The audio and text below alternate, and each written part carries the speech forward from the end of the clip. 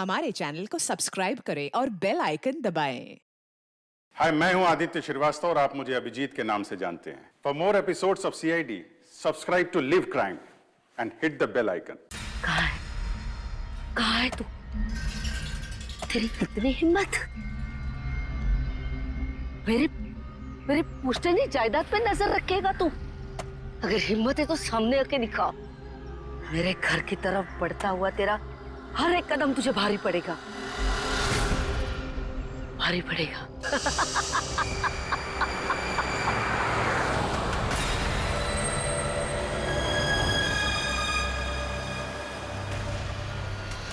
यार यहाँ पे तो कोई भी नहीं दिख रहा, किससे पूछूं? इतना घना जंगल है, कोई साइन बोर्ड भी नहीं है यहाँ पे।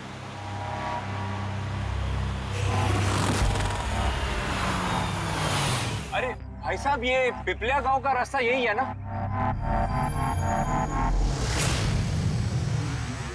अरे सुनो ना भाई साहब, अरे बड़ा अजीब आदमी है।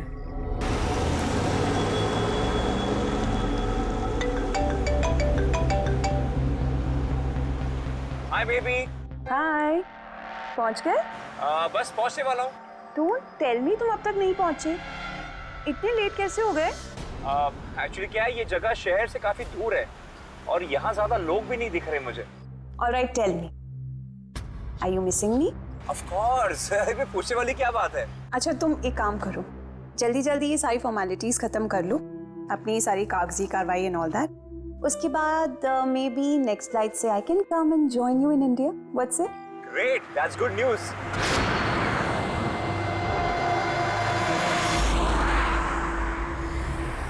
अच्छा बेबी, मुझे लग रहा है कि मैं पहुंच गया हूँ, वो मकान दिख रहा है मुझे।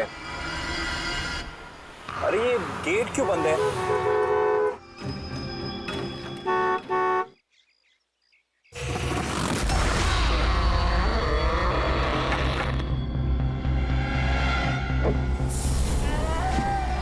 जी राय रंजीत के मकान में जा रहे हो? हाँ।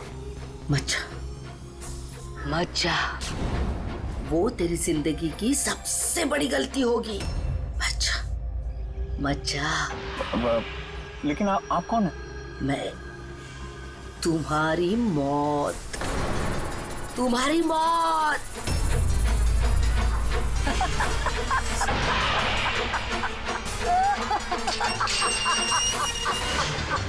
ए बुढ़िया, चल चल, अरे जा। अच्छा वरना तू भी मरेगा, तू भी मरेगा। मत जा वरना तू भी मरेगा, तू भी मरेगा। नसर साहब, आप राज साहब हैं? हाँ हाँ हाँ हाँ। I. Hello Raj, Raj are you okay? कौन था? हाँ, अरे वंदना, मैं ठीक हूँ, कोई नहीं था और मैं पहुंच गया हूँ। ठीक है, बंगले पे मैं कॉल करता हूँ तुम्हें। Okay okay, you take care. हाँ, I will speak to you soon. Bye bye bye.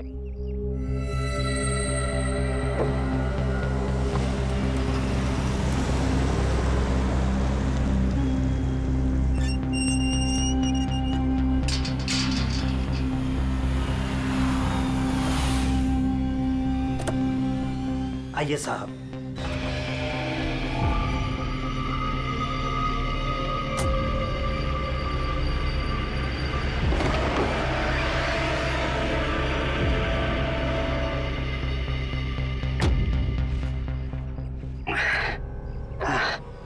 साहब, सफर में कोई तकलीफ तो नहीं हुई? नहीं, लेकिन वो औरत कौन थी? बुढ़िया औरत जो आपसे बात कर रही थी ना, लाली नाम है उसका, थोड़ी अजीब सी है। आपको उसकी बातों का बुरा तो नहीं लगा? नहीं, बुरा नहीं लगा मुझे, पर मुझे एक बात समझ में नहीं आई कि उस औरत ने मुझे यहाँ आने से मना क्यों किया। जाने दीजिए ना साहब उसकी बातों का, थोड़ी सी हिली हुई है, कुछ भी बकती रहती है। आप आइए, अंदर आइए।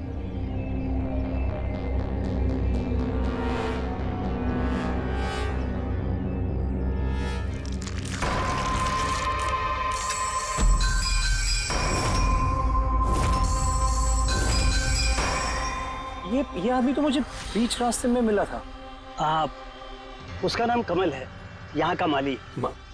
हमने सोचा अब आप यहाँ पर रहने वाले हैं तो क्यों ना बगीचे के जो रंग बिरंगे फूल हैं फिर से खिल उठाएं। अच्छा, आइए साहब।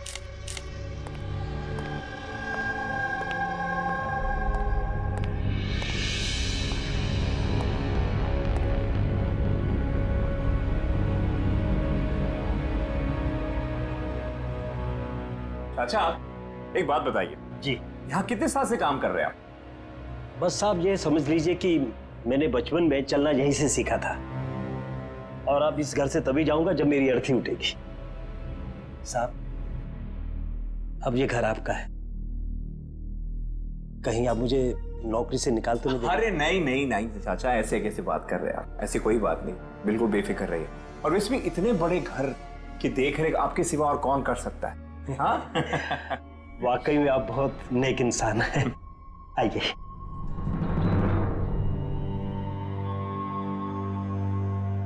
साहब, ये है आपका रूम, वॉशरूम उधर है, आप फ्रेश हो जाइए, तब तक मैं आपके लिए खाने पीने का बंदोबस्त करता हूँ। ठीक है। ठीक है साहब।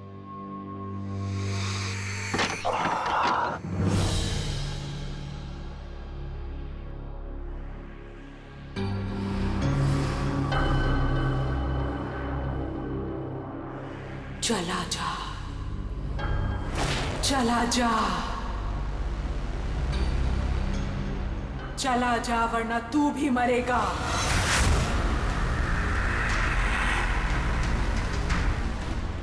कौन?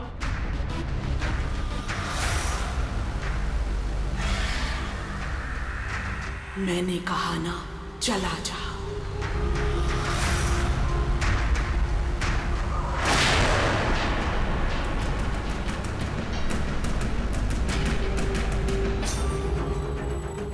कौन है?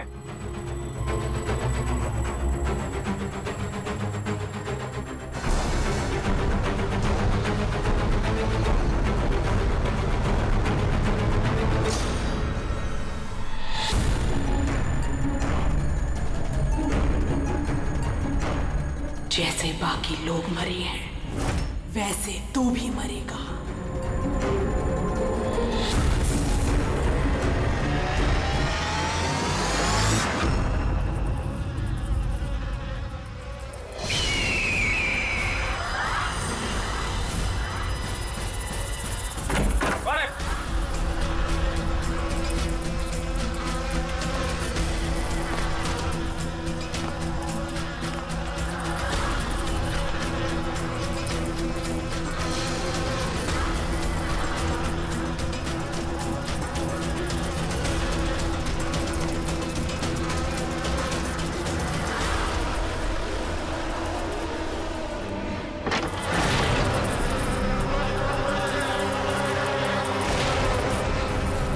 मधुमक्खी?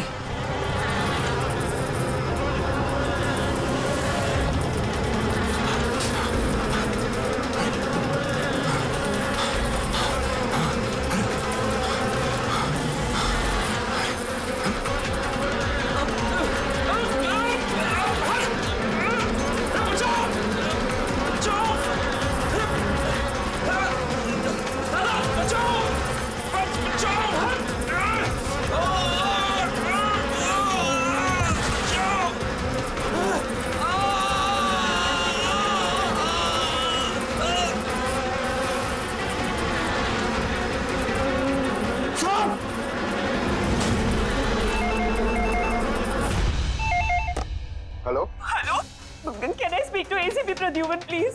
हाँ जरा शांत हो जाइए, कौन बोल रही हैं आप? मैं कौन बोल रही हूँ, मुझे क्या काम है, मैं सिर्फ उन्हें बताऊंगी।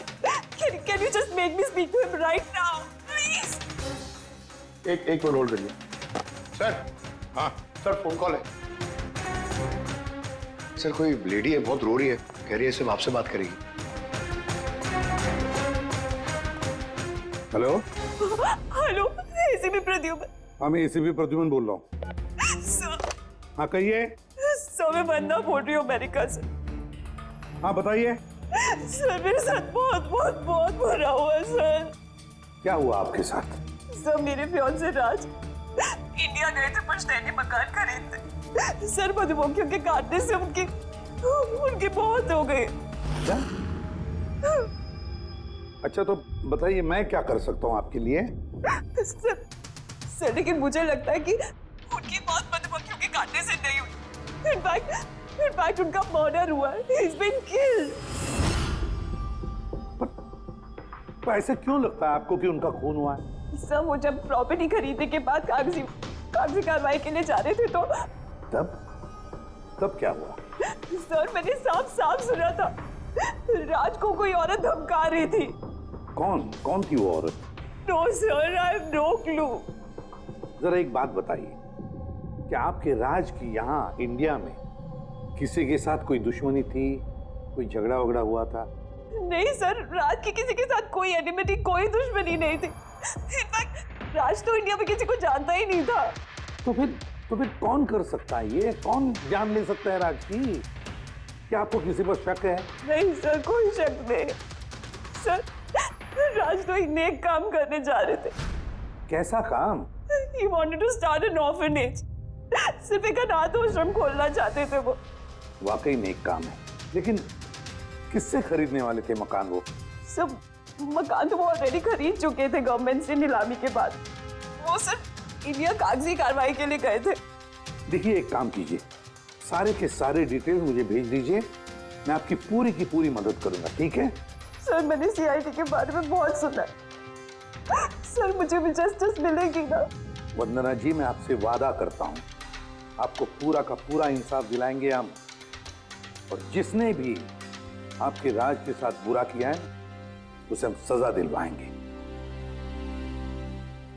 वंदना, उसका मंगेतर राज अमेरिका से इंडिया आता है मकान खरीदने, अनाथाश्रम चलाने, और राज की मौत होती है मधुमक्खी के काटने से। इंटरेस्टिंग।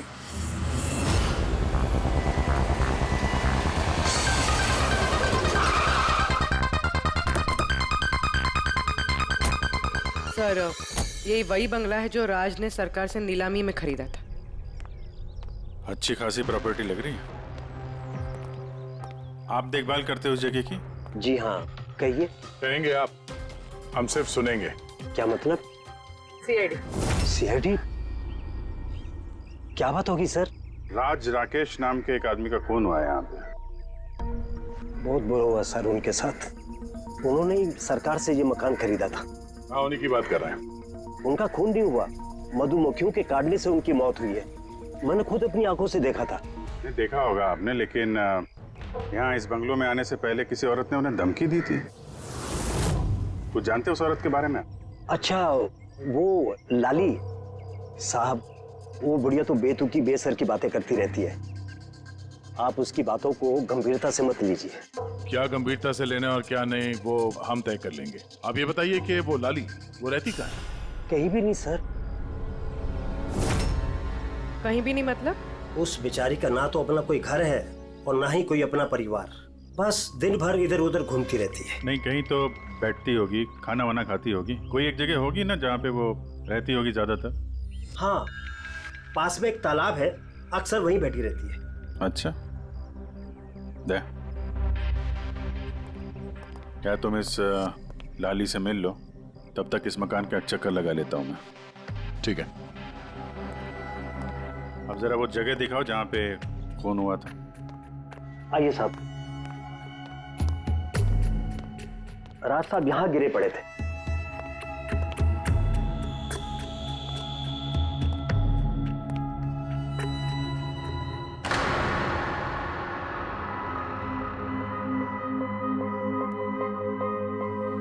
पहले मधुमक्खियों ने राज साहब को मारा, फिर वो खुद मर गए। ये मधुमक्खी के हमले यहाँ पे अक्सर होते रहते हैं क्या? नहीं साहब, इससे पहले तो मैंने एक मधुमक्खी भी नहीं देखी यहाँ। पता नहीं राज साहब के पीछे इतनी सारी मधुमक्खियां अचानक कहां से आ गई। राय रंजीत की हवेली से आ रहे हो ना तुम लोग?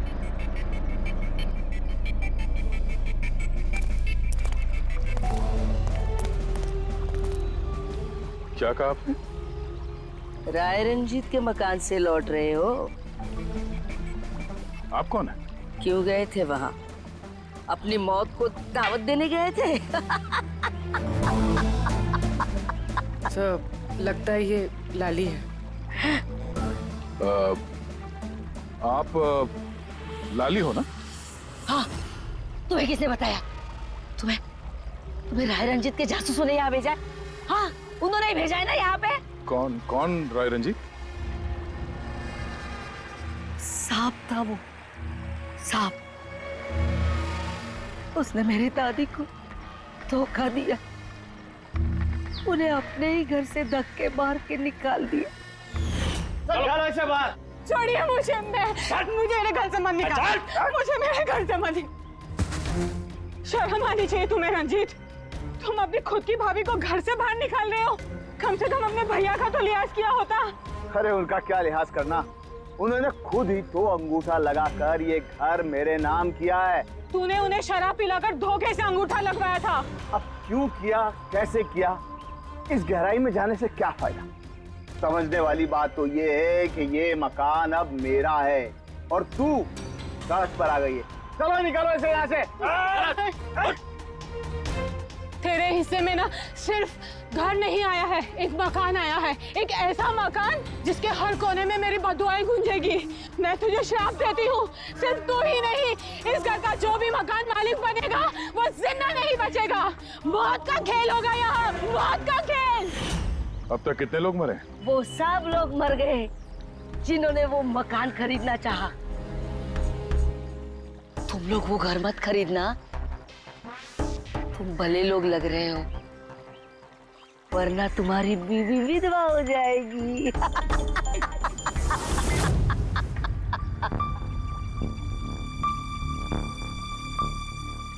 माँ जी, ये कुछ पैसे हैं, काम आएंगे।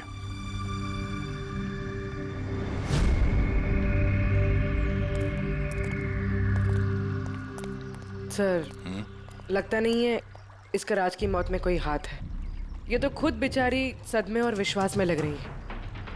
हो सकता है राज की मौत कोई मर्डर ही ना हो, कोई हादसा हो।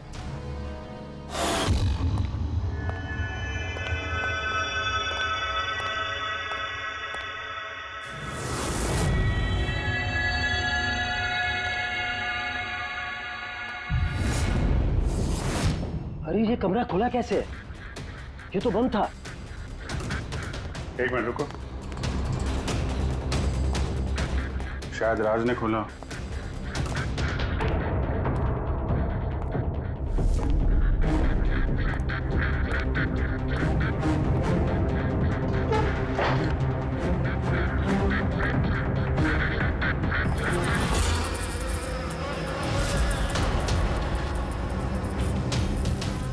ये है तो छत्ता यहाँ पे।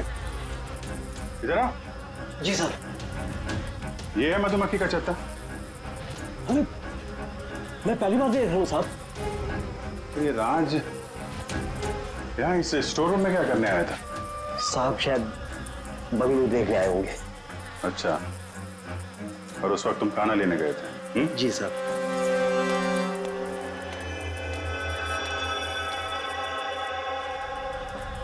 वो कौन है? वो कमल है साहब, यहाँ का माली। जब राज साहब की मौत हुई थी तो ये था यहाँ पे? जी हाँ था। कमल, इधर आओ, साहब बुला रहे। जी सर। कमल, जब राज साहब की मौत हुई थी तो यहाँ आसपास किसी अनजान आदमी को देखा था तुमने? कोई अजीब सी घटना हुई हो? नहीं साहब। तो ये छत्ता यहाँ पे है तो तुम्हें कुछ काम करने में परेशानी नहीं होती? मधुमक्खी ने काटा नहीं तुमको कभी? नहीं सर, मधुमक्खी तो तब काटती ना जब यहाँ कोई छत्ता होता। पहले तो मैंने ये छत्ता यहाँ देखा ही नहीं साहब। क्या बात कर रहे हैं? हाँ साहब, मैंने आपसे पहले कहा ना कि इससे पहले इस घर में हमने एक मधुमक्खी भी नहीं देखी। कमाल है। फिर ये छत्ता आया कहाँ से? और मधुमक्खियों ने राज को ही क्यों काटा? ये तो कोई एक्सपर्ट ही बता सकते हैं। आसान के क्या पता चला राज की मौत के बारे में? मौत कैसे हुई? बॉस, इसकी मौत मधुमक्खियों की वजह से हुई है। यार तुझे पूरा यकीन है राज की मौत मधुमक्खियों की वजह से ही हुई है। हाँ बॉस, ये डॉक्टर ने जो रिपोर्ट बनाई है मैंने वो भी देख ली। इस राज का अच्छी तरह से चेकअप भी कर लिया। मुझे पूरा यकीन है राज की मौत मधुमक्खियों के डंक के जहर की वजह से ही हुई है। सर, बचपन में मुझे मधुमक्खी ने काटा था, मैं तो जिंदा हूं। हाँ सालू के सब, पंकज पे जहर का असर क्यों नहीं हुआ? अरे पंकज को मधुमक्खी ने काटा था, मधुमक्खियों ने नहीं काटा था। बॉस, अगर एक दो मधुमक्खी काटे तो बात समझ में आती है, लेकिन सैकड़ों मधुमक्खियां अगर हमला कर दे तो इट्स इम्पॉसिबल। मधुमक्खियों के डंक से साळुंखे कहता है कि राज की मौत मधुमक्खियों के डंक से हुई है, मधुमक्खियों के जहर से। और राज की मंगेतर वंदना कहती है कि राज का खून हुआ है।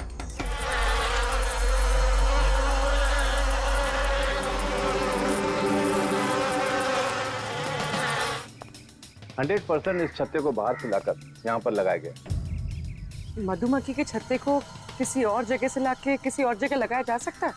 इतना आसान है? इतना मुश्किल भी नहीं है। शहद के व्यापार के लिए अक्सर ऐसा किया जाता है। आप बता सकते हैं कितने दिन पहले इस छत्ते को यहाँ पे लगाया गया?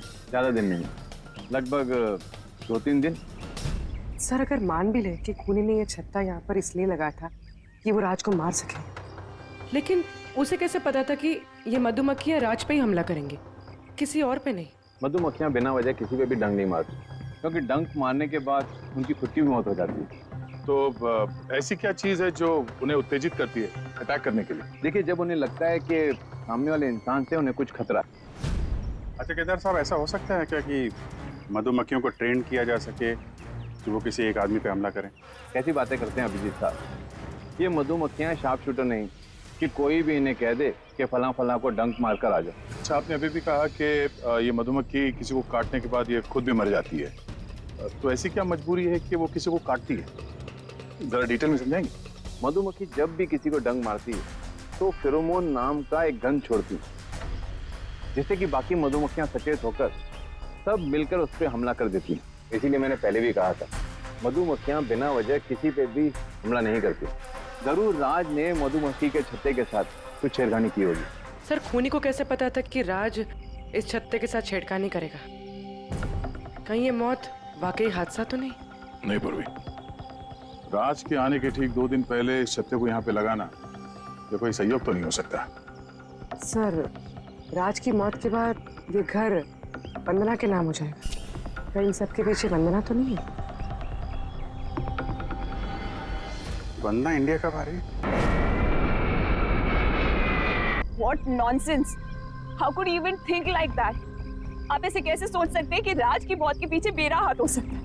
और फर्ज कीजिए कि राज की मौत के पीछे मेरा हाथ था, तो मैं आप लोगों को फोन क्यों करती? पुलिस तो ऑलरेडी ये केस क्लोज कर चुकी थी ना। देखिए, हम सिर्फ पूछ रहे हैं। वैसे राज जी के बाद ये मकान किसके नाम पे है? I don't know. राज ने गवर्नमेंट से मकान खरीदा था, तो शायद गवर्नमेंट को वापस मिल गया। मुझे अभी तक कोई नोटिस नहीं है। हाल फिलहाल में राज का किसी के साथ कोई झगड़ा हुआ था? I have already told you that. राज एक नेक दिल इंसान थे और उनका किसी से दुश्मनी होना was impossible. अगर मुझे पता होता कि राज की नेक दिली उनकी जान ले लेगी तो मैं उन्हें कभी इंडिया आने ही नहीं देती। ये अनाथ आश्रम खोलने का ख्याल राज जी के दिमाग में कैसे आया? राज खुद अनाथ थे, इसलिए वो दूसरे अनाथ बच्चों की फीलिंग समझते थे। वो अनाथ बच्चों को घर जैसा माहौल देना चाहते थे, और जैसे ही उन्हें पता चला कि गवर्नमेंट ये मकान नीलाम कर रही है तो राज ने सबसे ऊंची बोली लगाकर ये मकान खरीद लिया। तो कहीं इस राज की मौत का कारण ये घर तो नहीं है?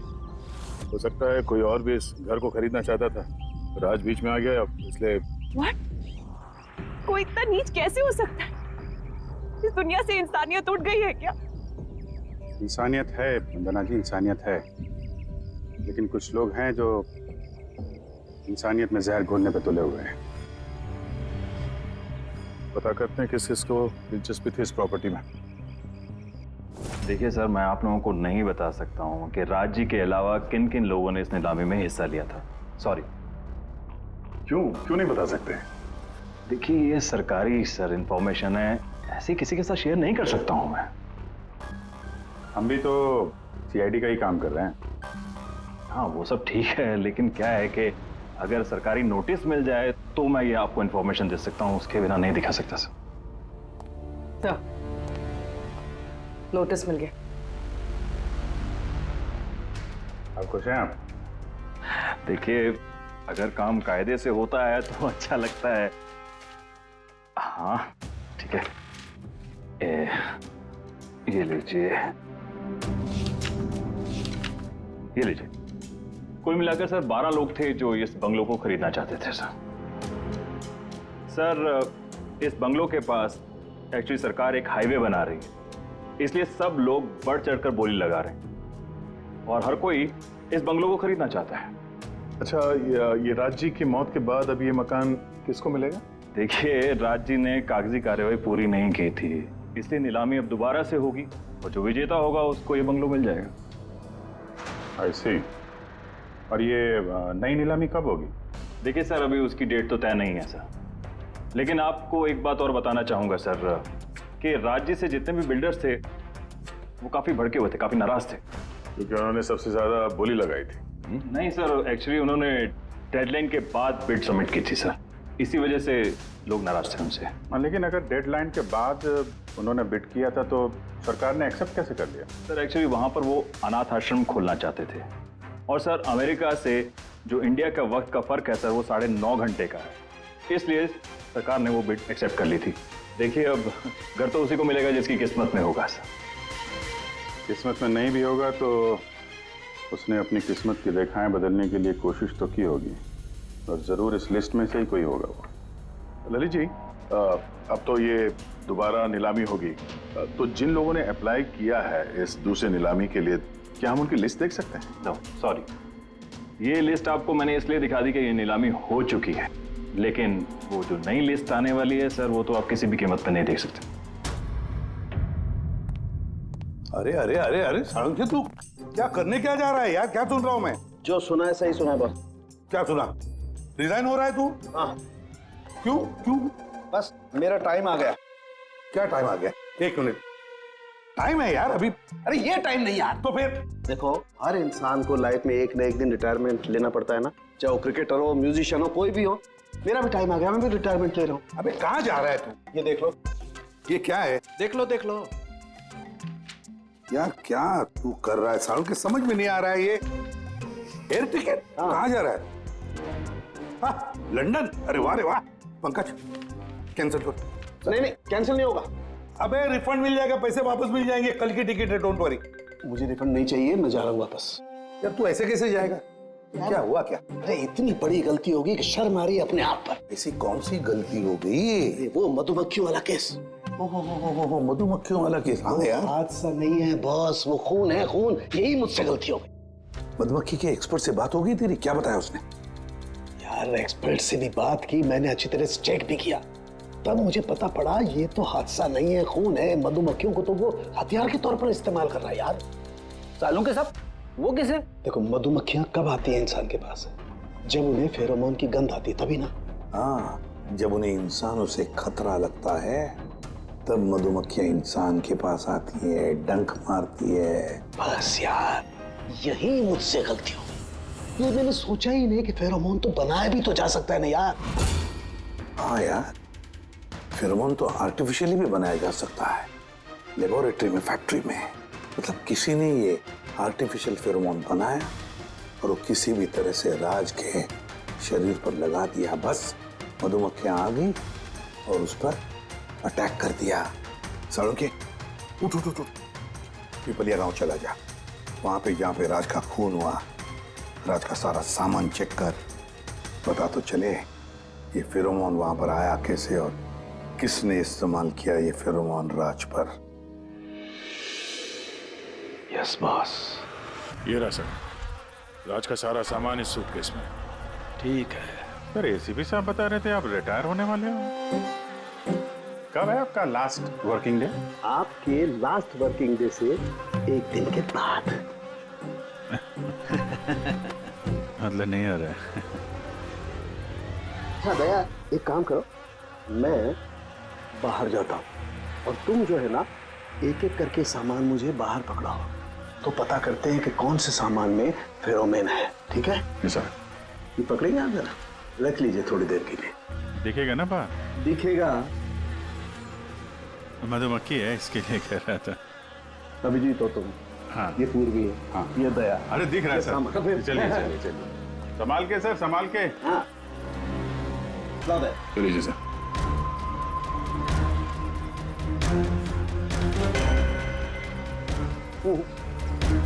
नहीं, इसमें फेरोमोन नहीं।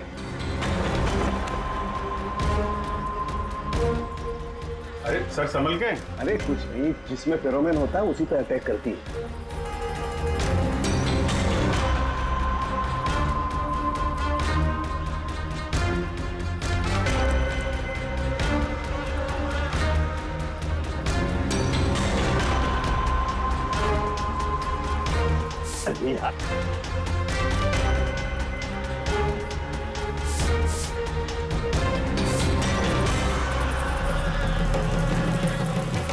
हरकत हुई, देखो देखो अटैकिंग मूड में आई है ये मधुमक्खी। देखो सर, किसी ने राज के परफ्यूम में फेरोमोन मिलाया। अरे यार, ये मधुमक्खी ने मुझे काटा ना। सर आप निकलो यहाँ से। अरे यार, अरे पानी में जाओ, पानी में। पानी किधर है? अरे सामने उस तरफ सर। अरे उधर कुआं है सर, जाओ ना। कुएं में घुस जाओ। अरे सर निकलो यहाँ से, जाइए सर।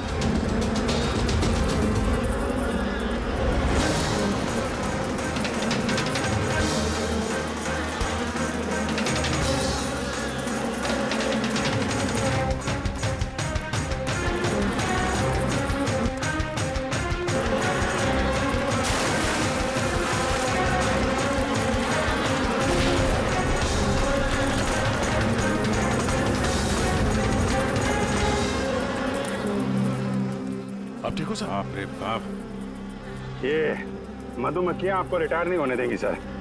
बाहर निकालो मुझे। आइए आइए आइए सर। मधुमक्खी, अरे नहीं, आइए आइए आइए। हेलो जी, नमस्ते, कैसे हैं आप? जी मैं चंदूमल फंडूमल कंकेशवास। अरे वाह, बहुत लंबा नाम है आपका। बताइए क्या काम था आपको? जी वो नीलामी के लिए आया था मैं। वो पुराना वाला बंगलो हाईवे के पास, वो खरीदना है मुझे। सर ऐसे नहीं खरीद सकते हैं सर, उसमें नीलामी होगी तभी वो जो जीतेगा वही खरीद सकता है। अरे तो पैसा लगाएगा ना, मैं पैसा लगाएगा। देखिए अब टाइम नहीं बचा है, सिर्फ 15 मिनट बचे हैं, आप लेट हो गए। अरे क्या बात कर रहे हैं सर, 15 मिनट में क्या क्या हो जाता है। ये देखिए ना, मैं तो ये बिड का लिफाफा भी लाया हूँ। ये देखिए। राकेश, इधर रजिस्टर लेकर आ।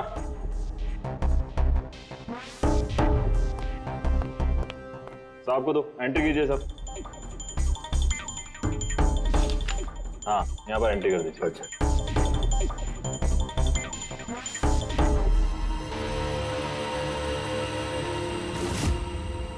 यहाँ साइन कर दीजिए लास्ट को। Good, like it. अच्छा, वेरी गुड, ये तो अच्छा हो गया सर। वो बंगले का चाबी। और मजाक कर रहे हैं? अरे चाबी ऐसे थोड़ा ना मिलता है। अरे भाई बोली लगेगी, नीलामी होगी, उसके बाद जो जीतेगा उसको मिलेगा। भाई क्या बात कर रहे हैं आप? बिड तो मैं ही जीतूंगा, ये पक्का है। भाभी और बच्चों को मेरा प्यार देना, ठीक है सर? Thank you. पता नहीं कहाँ कहाँ से चले आते हैं, कमाल है।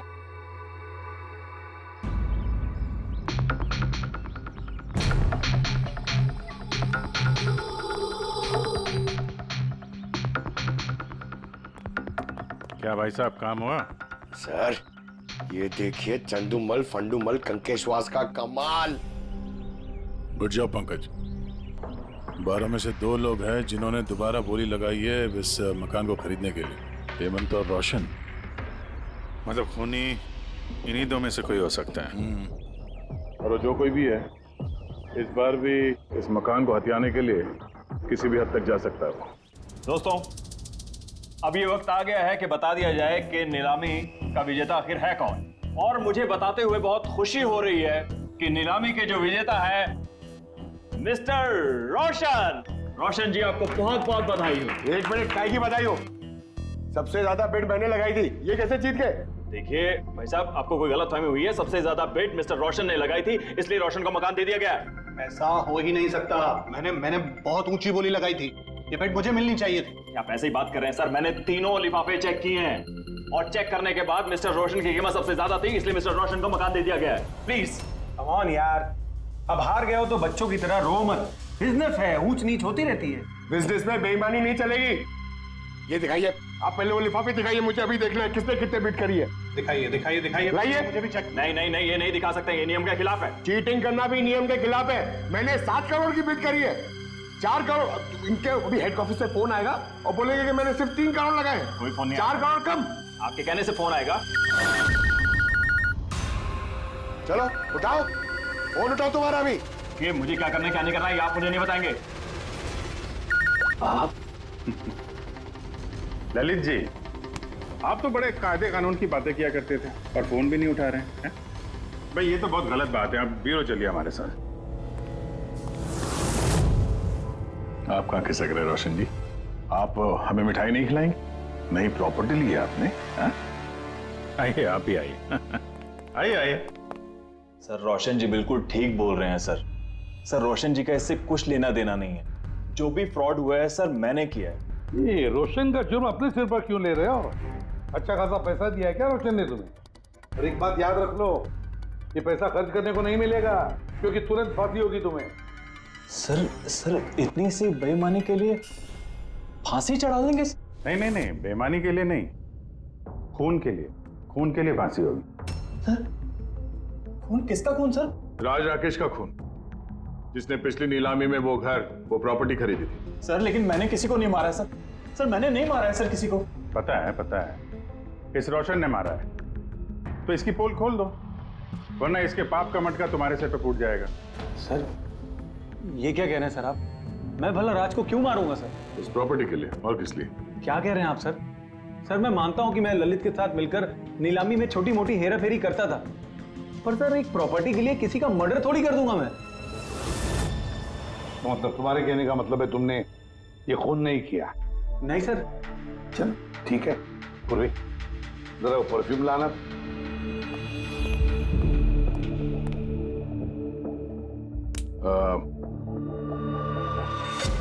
ये परफ्यूम छिड़क दूं? हाँ? बाहर मधुमक्खियों का छत्ता है, क्या बोलता है? Sir perfume? हाँ? आपकी मर्जी सर, लेकिन हमारे इस केस से परफ्यूम का क्या लेना देना सर? मुझे वाकई पता नहीं इस परफ्यूम का कोई इस केस से संबंध है। सर जी हम सच कह रहे हैं सर, राज्य की मौत से हमारा कोई संबंध नहीं है सर। ललित बिल्कुल ठीक कह रहा सर।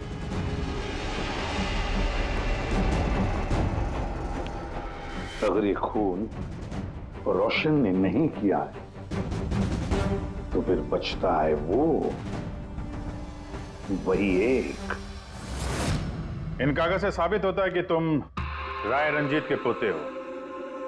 तुम्हारे पास तो बहुत बड़ी वजह थी इस मकान को वापस पाने के लिए, क्यों? देखिए, राय रंजीत का पोता होने से यह साबित नहीं होता कि यह खून मैंने किया है। हेमंत जी, खूनी कभी कभी अपने जुर्म के सबूत अपने साथ लेकर चलता है, जैसे तुम। मैं समझा नहीं। मैं समझाता हूं। ये रहे सबूत। कमाल है सालू के साहब, सेफ्टी सूट पहनने के बावजूद भी आप दोनों को मधुमक्खियों ने काटा। हाँ, कभी कभी सेफ्टी सूट पहनने के बाद भी मधुमक्खियां डंक मार सकती हैं, और फिर मधुमक्खी के छत्ते को इधर से उधर ले जाने में तो और भी ज्यादा अटैक हो सकता है, नहीं? जी देखिए, वो दरअसल बहुत हो गया हेमंत, तुम्हारी बेगुनाही का और भी कोई सबूत चाहिए? जी नहीं, मैंने ये सब किया था। जब राज बंगले में घुसा तब मैं वहीं था, और मौका देखकर मैं बंगले में घुस गया था। मैंने परफ्यूम की बोतल के अंदर फेरोमोन मिला दिया। उसके बाद राज को आवाज से डिस्ट्रैक्ट किया, मधुमक्खी के छत्ते तक लेकर गया, और उसके बाद का काम मधुमक्खियों ने कर दिया था। मुझे मेरा पुश्तैनी मकान वापस चाहिए था। वाह रे वाह, अपने पुश्तैनी मकान के लिए तुमने एक नेक इंसान का खून कर दिया। कानून तुम्हें कभी माफ नहीं करेगा। तुम्हें कम से कम आजीवन कारावास की सजा होगी। ले जाओ इसे पंकज।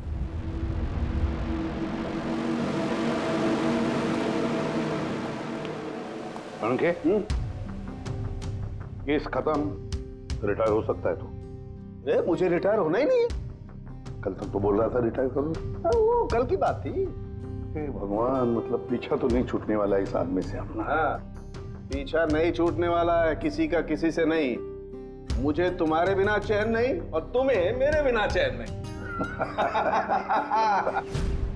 ये लीजिए, सरकार ने बंगलो अब राज से आपके नाम करने का निर्णय लिया है। उम्मीद है कि अब आप मिस्टर राज के अनाथ आश्रम खोलने का सपना पूरा कर पाएंगे।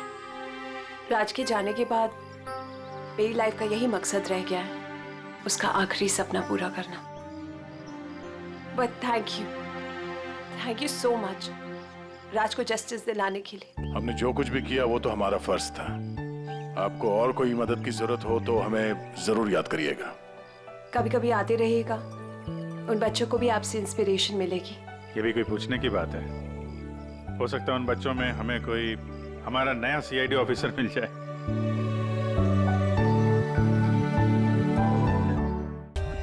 For more updates, subscribe to our channel, click the show links and enjoy watching the videos.